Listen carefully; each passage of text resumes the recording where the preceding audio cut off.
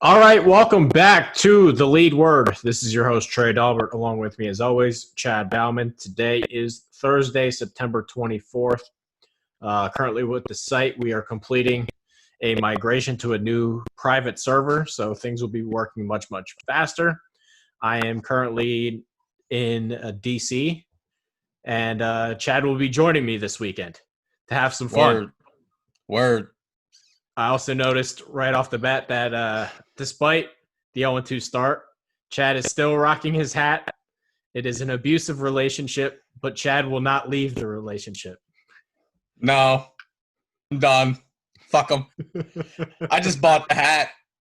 I'm too cheap not to wear it, so I'm done being hurt.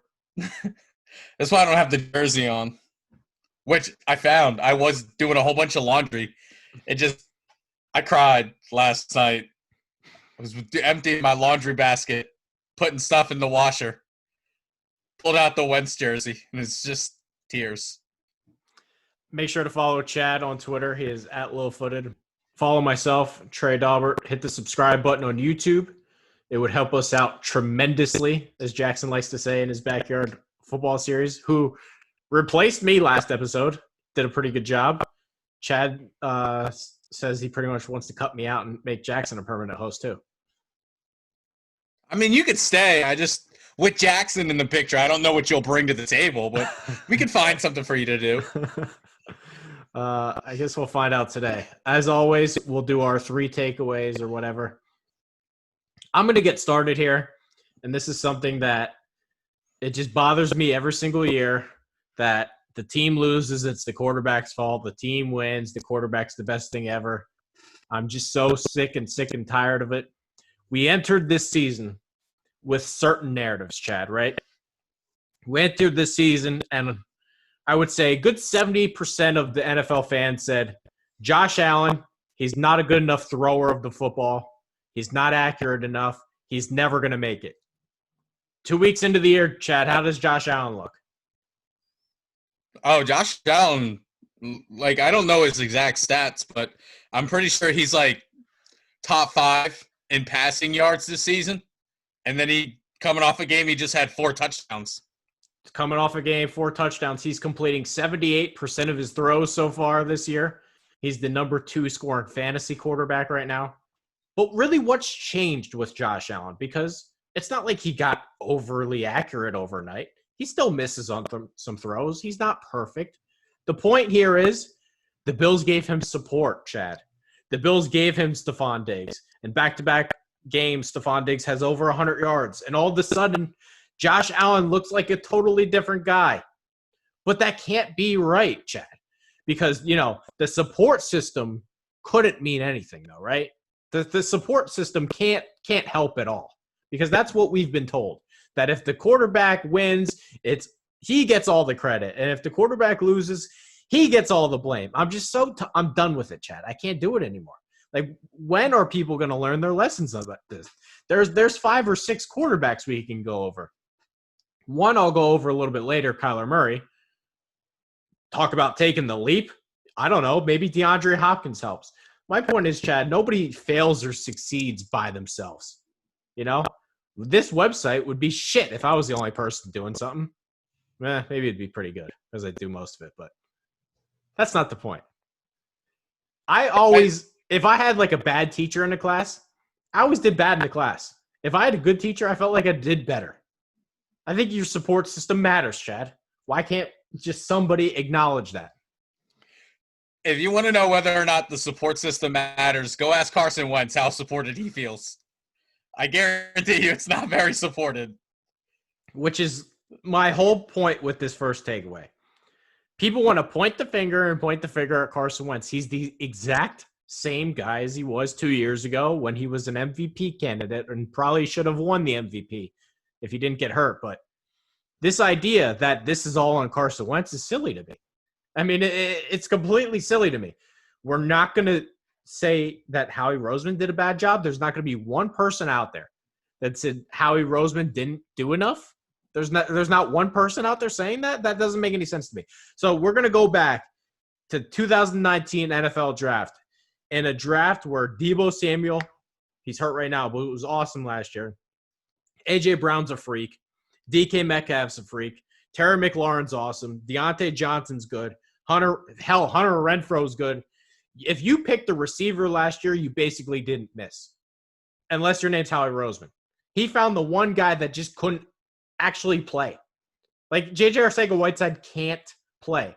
In a receiver draft where nobody missed, Howie Roseman is the only guy that found a way to find somebody who absolutely had no ability. Nobody's going to talk about that. Nobody's going to talk about the fact that in the second round of this year's draft, he took Jalen Hurts, a backup quarterback that will never see the field if Carson Wentz is healthy. In the first round, he reaches for an injury-prone small receiver who, oh, by the way, is hurt again now, Jalen Reagor. Nobody's going to talk about that.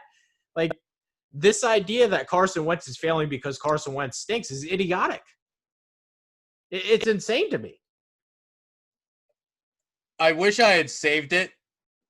I saw the other day on Twitter, it was a comparison between DK Metcalf and JJ Arcega-Whiteside, who the Eagles passed on for. We should mention that. It wasn't like they were in the same round. It was the Eagles had a choice.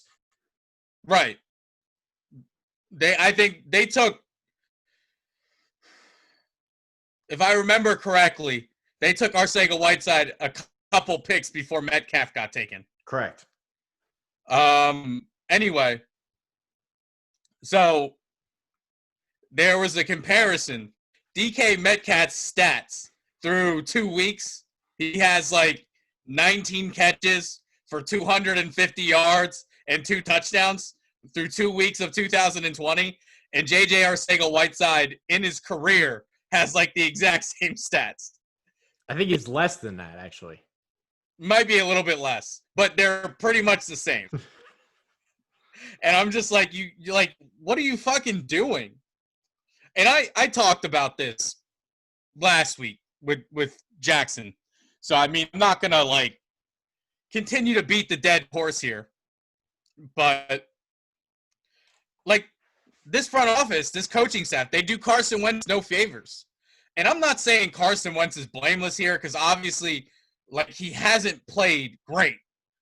But how do you expect him to play great when you don't give him any fucking help? Like, everybody wants to say Carson has all this blame for losing to the Rams. Carson Wentz didn't allow Jared Goff to go without an incompletion until the second fucking quarter. And not like the beginning of the second quarter. 2 minutes left. 3 minutes left in the second quarter is when Jared Goff threw his first incompletion. But it's Carson Wentz's fault that they lost because he threw an interception. How does that make any sense? It doesn't. It doesn't make any sense to anybody, except if you're like a brain dead idiot. It wasn't Carson Wentz's fault that Tyler Higbee had 3 touchdowns. And to be fair, again, I'm not saying Carson Wentz is blameless here because that pick, it was a backbreaker. But to be fair, his receiver was open. It was a great fucking play by the DB. And maybe you could argue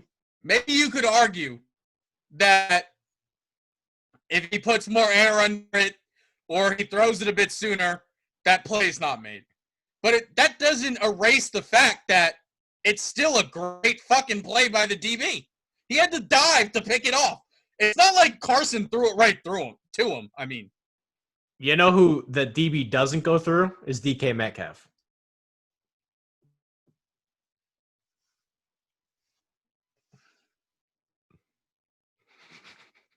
You all right?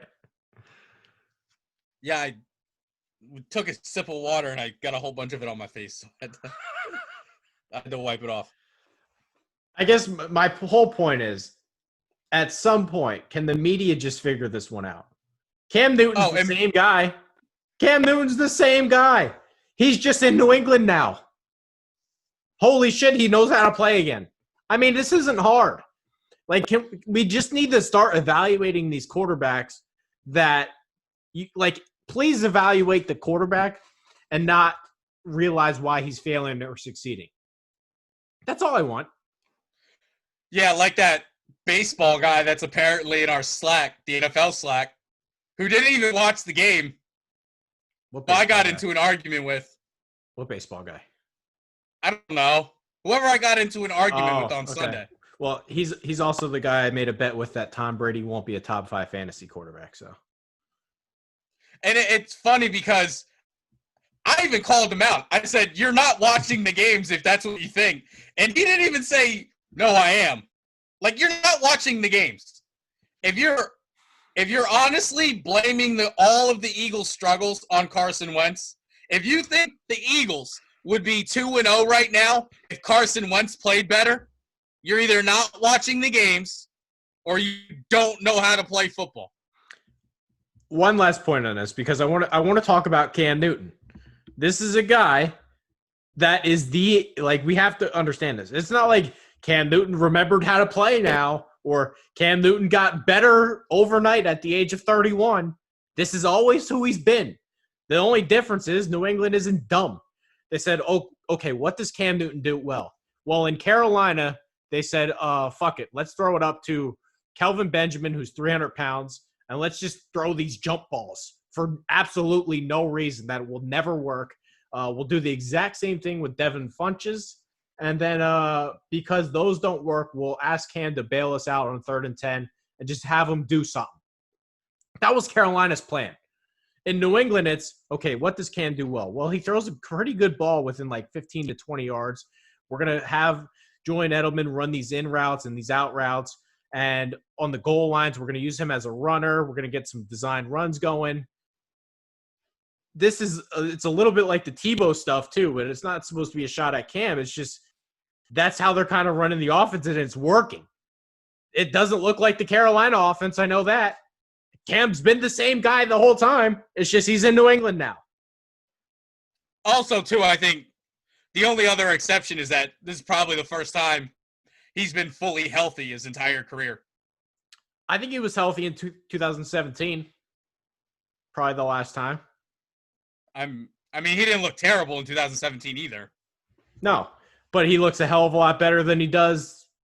I think he looks better than his MVP year. At least throwing the football wise. Yeah. I agree. I think I liked Cam coming into the season because of being with Bill Belichick. So I thought as long as he stays, and I still think as long as he stays healthy, Cam's going to be fucking great for them. Yeah. My point is a lot of people bash, again, this is the last time I'll bring it up. A lot of people bash Sam Darnold. What would he look like in New England? Pretty good. I can promise that. Pretty good. So I hate this stuff. It's the laziest narrative by the media of all time. Can we please stop blaming the quarterback for something that the punt returner does? I'm tired of it. Go ahead, Chad. So, I mean, I'll jump into my first takeaway since it's kind of quarterback-centric anyway, so it kind of fits. Talked about it a little bit last week with Jackson. I'm going to bring it back up here. Cincinnati, I think they found their guy with Joe Burrow. Outside of the few rookie mistakes, which those are to be expected, Joe Burrow's looked phenomenal. I think if, continuing this trend of supporting the quarterback, if Cincinnati supports him, they get him an offensive line. I think as of right now, their wide receiver situation's pretty good. If they support him, I think Joe Burrow, he's definitely going to be the real deal. He put it on himself. He took the blame for that week 1 loss. But, I mean, when you put your team in scoring position and then the kicker shanks the hell out of the field goal, I don't think that's the quarterback's fault. And it was Cleveland, but, he played great against Cleveland. And they were blitzing him all night. He didn't have the greatest protection. So, I mean, if you're a Cincinnati fan, you got to be excited with Joe Burrow there because I said this last week. I think he looks better than, I don't know. I'd say he's better than at least half the starting quarterbacks in the league as a rookie already. Can I pump the brakes a little bit? Just a little bit. Sure. He's looked good. I would say he didn't look great against the Chargers. So he only put up 13 points. Some bad throws in that one. The Browns game, more specifically, I think you can say this. Baker Mayfield's the worst quarterback in the division. And I'm willing to say that after 2 games of Joe Burrow. So like I said, I mean, he's made mistakes. Like, I'm not going to say he hasn't. He's been perfect. But, I mean, when you look at the Chargers game, I mean, coaching aside, the Chargers are a great fucking team. And, no, I think they're good. Their roster's Their defense is. That's why I said coaching aside. That's why I prefaced it with that. I think, again, coaching aside, the Chargers have a great team. And if you, again, I'm putting it in a little bit of a box here, but if you look at what he did in that 2-minute drill, he didn't look like a rookie running those plays. He looked like a guy that's been out there for years. So if you look at that and just his overall performance in the Cleveland game, yeah, I think it's fair to say Joe Burrow, he's something special. I just want to give it a few more starts here.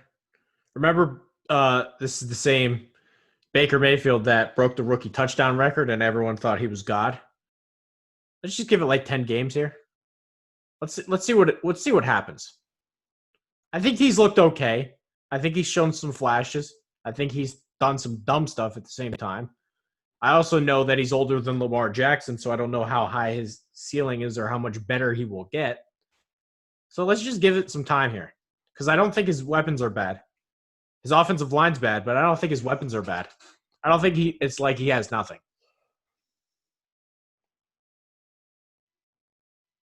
I agree. I don't think we're going to be surprised though if he plays well, continues to play well. All right.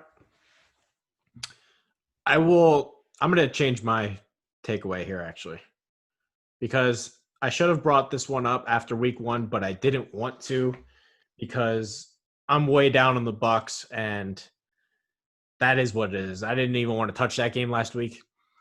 I want to talk about Drew Brees because this man has absolutely nothing left. I wrote an article about this even after they won in week 1 that I don't know how you're not panicking if you're a Saints fan or if you're Sean Payton.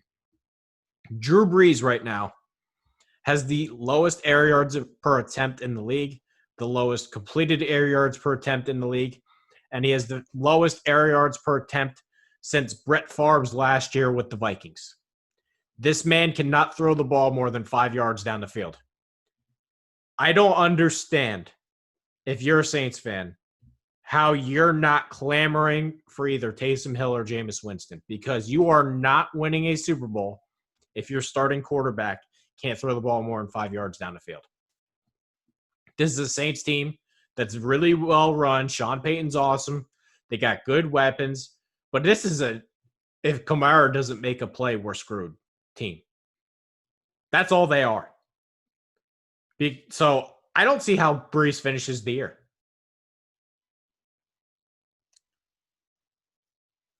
I gotta say, I didn't get to watch the Raiders game because I was working at the time. Unfortunately, day job doesn't allow me to watch Sunday Night Football. Or was it the Monday night game? That was the Monday night game. Okay, either way, I'm working during the night games, so I didn't get to watch it. I DVR'd it, but someone deleted it, so I didn't get to watch the recap or the rewind like I normally would. My thing with Drew Brees is I don't disagree. My only question would be is that do you necessarily need the deep ball? Because I feel like Sean Payton, the great coach that he is, I think he's going to roll with the experience of the future Hall of Famer in Drew Brees and just tailor the offense to what he does. But also, are we sure he can't go deep? Maybe his lack of deep ball against the Raiders, maybe that was just because Michael Thomas didn't play. Well, Michael Thomas played in week 1, and he's averaging 4 air yards per attempt. 4 yards per attempt. This is against the Raiders, a ball did not travel 15 yards in the air one time. Didn't happen. He has absolutely nothing left. He is completely shot. This is a quarterback that was ready to retire, and Sean Payton talked him out of it and said, we need one more year out of you. He's got nothing. He's already got a broadcasting job lined up when he's done. I just don't know how anybody could watch that game and not panic. Because if his arm's like this now in a dome, what's it going to look like in week 13 in Foxborough? I don't even know if they play them, but that's... No, they wouldn't. Well, I don't know if they play the Patriots or not. Or, I don't know. Let's say they play... They play the Eagles week 13 in the snow. But I don't know if they play them either. Doesn't matter. My point is, if he can't throw the ball more than 5 yards down the field in a dome, what happens when it's cold? He looks shot. Like old man Brett Favre couldn't do a lick. Bad. He's got absolutely nothing left. I don't understand how many more weeks you can deal with this. I also have another complaint. The new Monday Night Football guys in the booth, Louis Riddick was talking about this, and he's like, Drew Brees, he's just not in sync. He's not in sync. He's been there like 12 years. You're telling me he doesn't know the offense? That's the excuse? This guy went on TV. He's like, oh, he's just, don't worry. They're just in training camp mode. You know, he's not in sync with the offense. How many more years does Drew Brees need to learn the offense? He's been there how long? You're telling me they're training camp mode? That's why he's not throwing the ball down the field? That's bullshit. Complete bullshit. All their deep throws, they're new plays. That's why they came up with them this year. Like, what the fuck is he talking about? He's not in sync. He's been there forever. It's insane. If you have a chance, because I guess you're saying you didn't watch the game, try to watch the highlights. He has absolutely nothing left. He's done. It's over. It's over. If I heard it wasn't pretty. If they want to actually win a playoff game or whatever, he can't be the starting quarterback. It's over.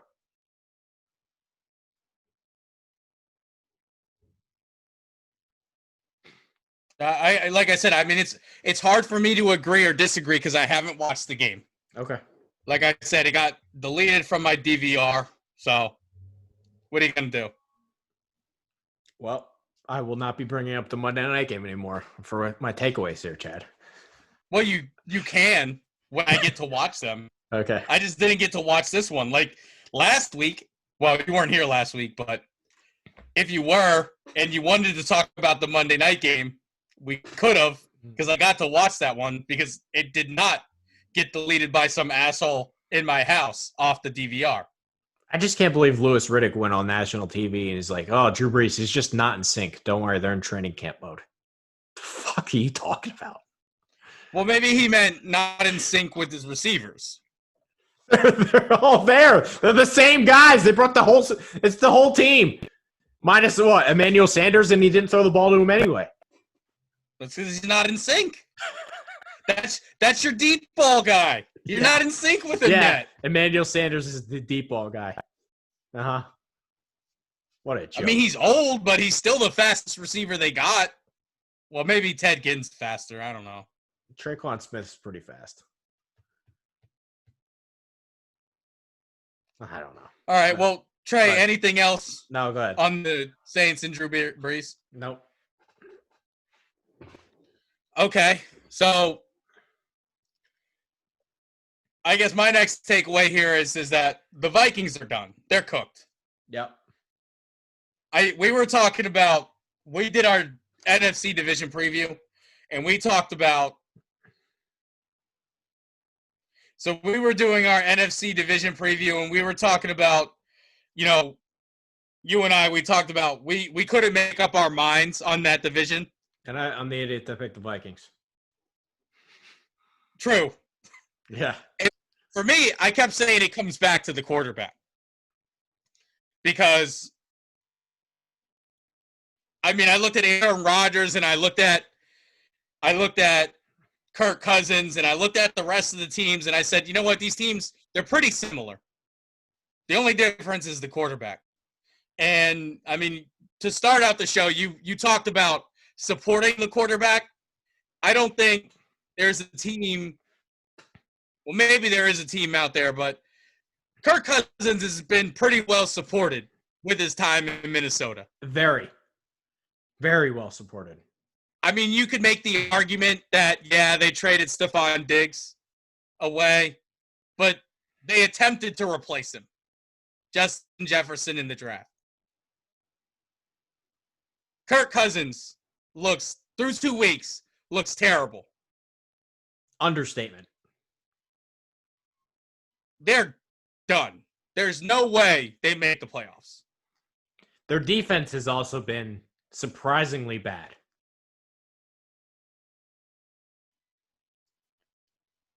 Well, to be fair, when Kirk Cousins is turning the ball over like it's job, I mean, they were playing on some pretty short fields.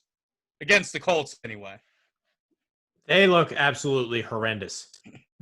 We're also talking about an Indianapolis team that lost to Jacksonville, and they weren't even competitive, the Vikings. Well, I thought what was weird for me is like week 1 they come out and they lose to the Packers just because Aaron Rodgers goes off on an absolute tear. Yeah.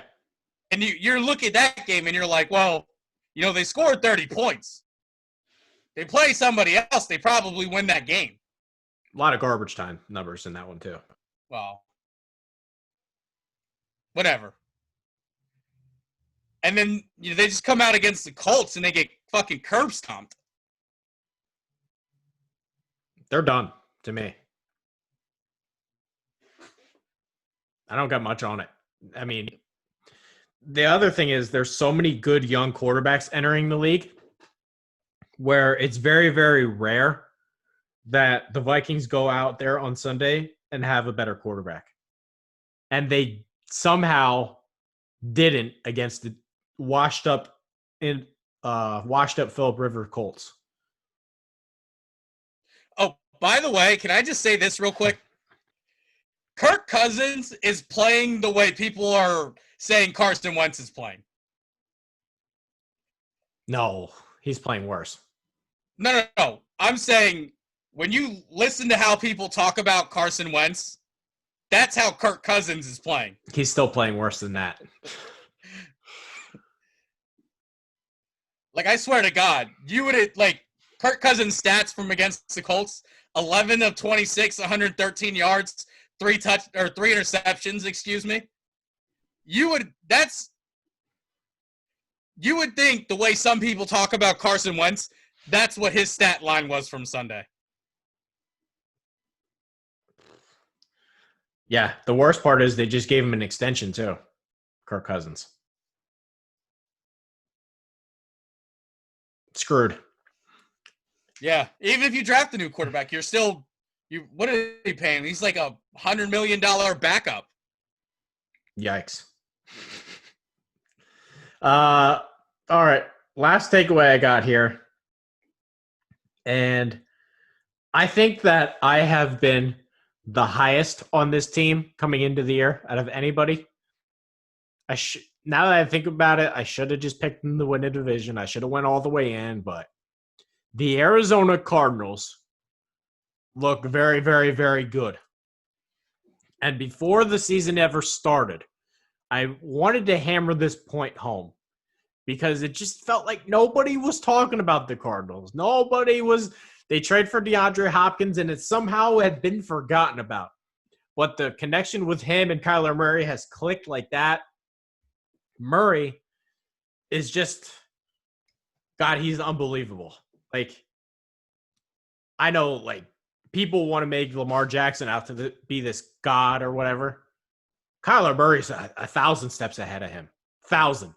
He might not be the better pure just runner of the football, but as an escape artist and a guy who can fling darts down the field, Kyler Murray's way better. I mean, way better. This guy has an absolute cannon on him. He's accurate. He throws missiles down the field. Hopkins' connection has just turned to gold right away. He's got 3 rushing touchdowns in 2 weeks already. The Arizona Cardinals are unbelievable. Kenyon Drake hasn't even really gotten going yet.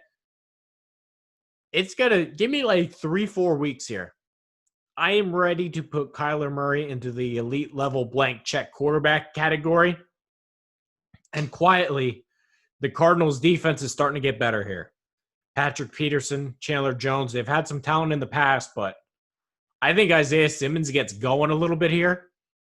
And Hassan Reddick looks like he looks better this year. I think their defense is going to be better than people think. I gave them a 25% chance to win the division before the year. Now that San Francisco has all these injuries, Bosa's done and all the running backs are hurt, and San Francisco's gotten hammered. Nick Mullins is going to start this week. Arizona's a playoff team. For sure. For sure. I definitely agree they're a playoff team. I won't say they're going to be division winners just yet because I still think Seattle's got it. As great as Arizona's been playing, Pete Carroll's he's released Russell Wilson. That ball and chain that Pete Carroll had just shackled to Russell Wilson. He finally unlocked it. He's letting him out of the gate. Well, can we talk about Seattle's defense, though? Doesn't matter how bad their defense is. They're 32nd and 32nd. They're 32nd in yards allowed, 32nd in points allowed.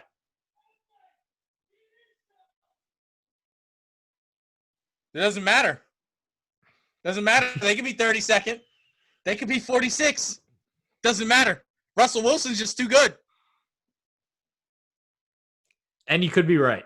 I'm just saying it's time to put the Cardinals into a hey, they're legit category. Oh, yeah. No, I agree. Definitely going to be a playoff team, like I said. Also, I'm a little impressed here. I think it hasn't been great, but I think their offensive line has looked better this year. I would agree. And they're, like you said, they got some benefit that, for the most part, really haven't been touched by any injuries. At least they haven't had any significant ones that I'm aware of. Give this like 3 or 4 weeks. People are going to be sitting there saying, Kyler Murray is unbelievable. There's no way he's worse than 5 quarterbacks in the league, or 6 or 7 or whatever. He's unbelievable. If you don't watch Arizona Cardinals games, I please recommend you do so. He's unbelievable. I don't disagree. Okay. Do you have anything else, or you done? I don't have anything prepared. Okay. Just one quick thing. When is Dan Quinn going to get fired? That's all I want to know. What are we waiting for here, Arthur Blank? Somebody help me out with this one.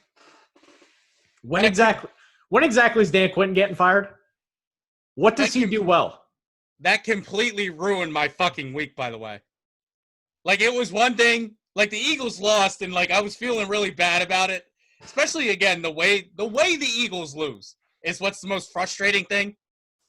Because it's like they kind of bait you into oh, yeah, we might win this one. They just fucking heartless. But, I was sitting there on Sunday, and the Eagles were losing, and Jared Goff is apparently the greatest fucking quarterback they've ever played. And just Doug is getting his fucking ass kicked by Sean McVay. Bad. But the Cowboys, they're getting beat up on. And I'm like, at least that takes some of the sting out of it, you know? But no. The Falcons fucked me. I don't know how they lost that fucking game. It's not just that they lost. It's that they continue to lose games, and that what does Dan Quinn do? He's a defensive coach. Their defense is bad all the time. It was bad when they first hired him. It was bad when in his second year, his third year. When the fuck have the Falcons had a good defense? This is what you hired him to do.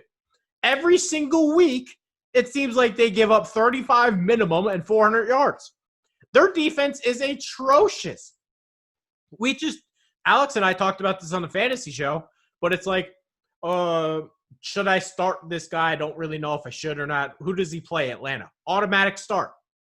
Their defense is trash. Alex is definitely taking the Raiders defense over the Falcons defense. I mean, you might. My thing is like, I mean, someone tell me what the fuck Dan Quinn does well. I would love to know. He coaches defense really well for the first half of a game. That's what he does. The first two quarters, Atlanta locked in on defense. Third and fourth quarter, it's probably going to get close. I don't get the Falcons thing. I don't get the Falcons thing. They went to the Super Bowl because of Kyle Shanahan, not because of anything Dan Quinn did. And again, what happened in that Super Bowl? They didn't lose because the offense was bad. They lost because the defense is a turnstile. Well, the defense was bad the offense, they weren't good in the second half. The whole team sucked in the second half. This defense has been a running nosebleed for 5 years. They're never a good defense. It's not like they have bad players. You would take some of these guys on the Eagles. You absolutely would. You would take Deion Jones. You would take Keanu Neal. You would take Tack McKinley. You would take some of these guys that they have. Grady Jarrett's really good. It's not like they have nobody. But again, I think, like I said, when you look at them, they fall apart. They will play good defense for like half the game. They'll play really good defense. And then, for whatever reason, halftime hits, and they, I don't know, forget how to play. Or maybe they just run the same shit the whole time. And Dan Quinn's a terrible second-half coach. Maybe, yeah. Because, I mean, something's got to be done here. They can't bring him back like another 2 weeks. He's got to go immediately.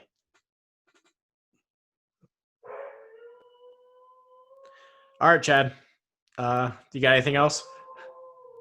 I got to go take care of this dog. No, I'm done. Fuck all the right. Eagles.